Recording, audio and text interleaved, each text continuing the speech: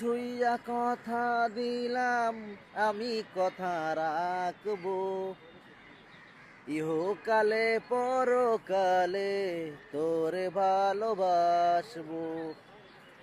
ভালোবাসবো কাকে জানো? একমাত্র আল্লাহকে, যিনি আমাকে সৃষ্টি করে পৃথিবীতে পাঠিয়েছেন, তাকেই ভালোবাসবো। তারই কাছে সাহায্য চাবো। আল্লাহ ছাড়া অন্য কারোর কাছে সাহায্য চাবো না, আর সাহায্য চাইলেও পাবো না। যিনি আমাকে সৃষ্টি করে পৃথিবীতে পাঠিয়েছেন, তিনি যদি আমাকে খারাপ কর্মের জন্য দুনিয়াতে জাহান্নামে দেন, অবশ্যই অবশ্যই জাহান্নামে যাব। আর যদি তিনি আমাকে খুশি হয়ে জান্নাত দেন, অবশ্যই অবশ্যই জান্নাত তো পরলোকে, যে পরলোকে আমাদের যাইতেই হবে, ওই পার আমাদের যাইতেই হবে, কিচ্ছু করার নাই। তাই সবসময় আল্লাহকেই মানবো, 5 ওয়াক্ত নামাজ পড়বো, কলেমা পড়বো।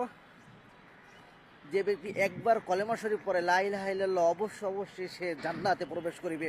কার কথা? আল্লাহর কথা।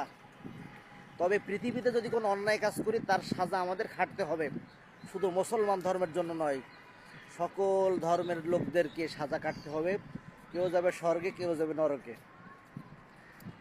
নরকে তারাই যাবে যারা সৃষ্টিকর্তাকে বিশ্বাস করে না, দুনিয়ায় বিভিন্ন মানুষদের পূজা করে, মানুষের সম্মুখে মাথা নত করে, এরাই জাহান্নামে যাবে।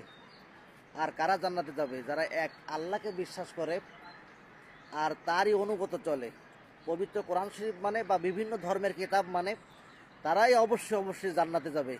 আল্লাহ রাব্বুল আলামিনের কথা। তা আমরা ধর্ম বিশ্বাস করি, অবশ্যই অবশ্যই ধর্ম বিশ্বাস করি, ধর্মের পথে চলি, সৃষ্টিকর্তাকে মানি, সৃষ্টিকর্তার ইবাদত বন্দেগী করবো অবশ্যই অবশ্যই। আই লাভ ইউ সৃষ্টিকর্তা।